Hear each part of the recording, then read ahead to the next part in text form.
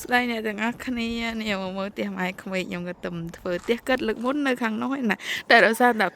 ភ្លើងឆេះអង្កលនេះហ៎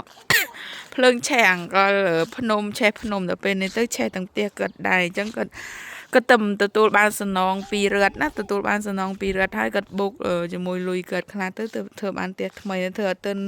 ហើយ100%ធ្វើអត់ទិនហើយទៅនៅរបស់របរអីនៅពេញនេះឯង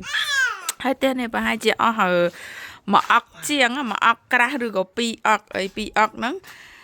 ស្មើនឹងប្រហែលជា100000ក្រាស់100000ចិត្ត20000អីខ្ញុំអត់សូវដឹងតម្លៃច្បាស់ដែរគាត់បានទទួលពីរឹតណាទទួលសំណងពីរឹតប្រហែលជាមួយអុកដល់ពេលនេះទៅគាត់ថែមលុយគាត់ខ្លះទៅបានធ្វើផ្ទះបានប៉ុណ្ណេះផ្ទះគាត់លើកមុនអាចចាស់ដែលភ្លើងឆេះនោះអានោះចាស់ឡើងភ្លើងនេះផ្ទះការ៉េស្តៀងទៅគ្នាទាំងអស់នៅបន្ទប់ទឹកនេះបន្ទប់ទឹក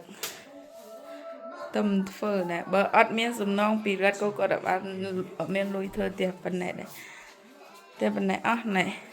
100000ជាងរោយូរដែរតែរឹមបាន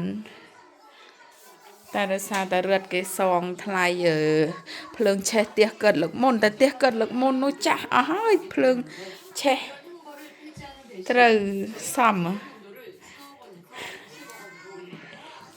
ផ្ទះបាយ